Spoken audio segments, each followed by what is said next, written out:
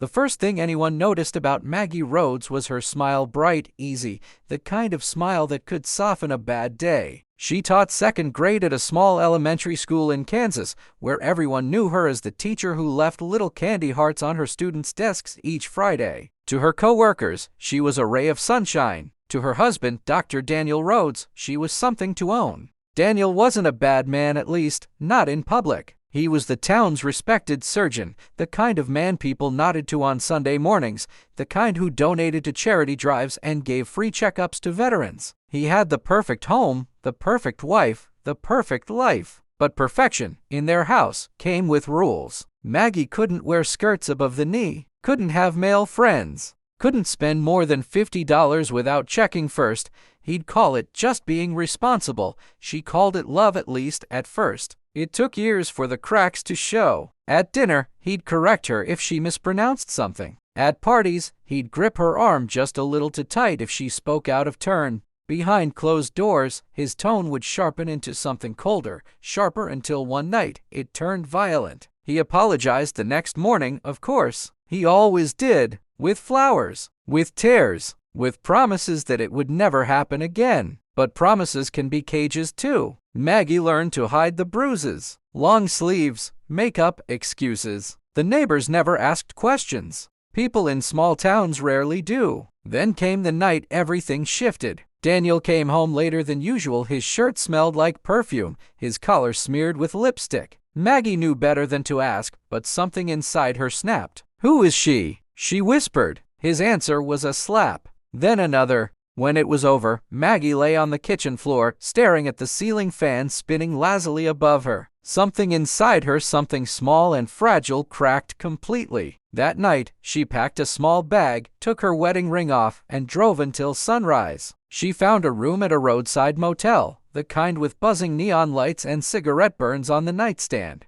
For the first time in years, she slept without fear. But freedom didn't last. The next morning, Daniel's car was parked outside. He tracked her phone. He didn't scream. He didn't hit her. He just smiled and said, "If you ever leave me again, Maggie, you won't make it out alive." Weeks passed. Maggie went back home, silent and compliant, but something in her eyes had changed. She stopped crying, stopped apologizing, stopped believing things could ever get better. That's when she met Claire, a young woman who had just moved into the house across the street. Claire was kind, outspoken, and fearless, the opposite of Maggie. She became Maggie's only friend, the only person who saw the truth behind that practiced smile. One night, Claire noticed the bruises. Maggie didn't try to hide them. Instead, she whispered, "I think he's going to kill me." Claire didn't hesitate. "Then we'll stop him first." They started planning. Quietly, carefully, Maggie gathered documents, insurance policies, medical records, his gun registration. She learned how to use his pistol when he wasn't home. She recorded his threats, every cruel word, every hit. But the thing about fear is it makes you desperate.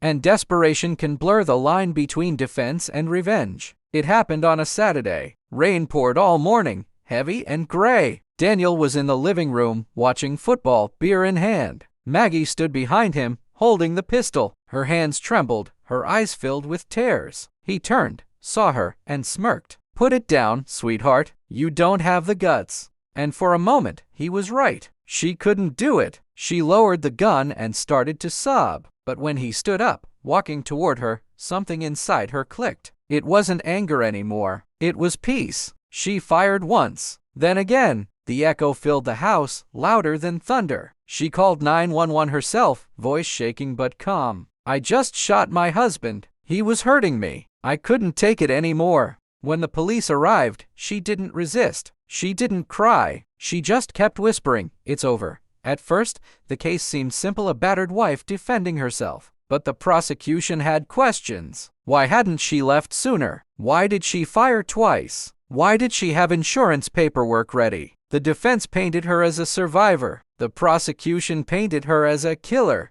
The jury took 3 days to decide. Guilty of manslaughter, not murder. 10 years. But that's not where the story ended. In prison, Maggie became an advocate for other women, teaching literacy classes, organizing support groups for survivors of domestic abuse. Reporters came, documentaries were made.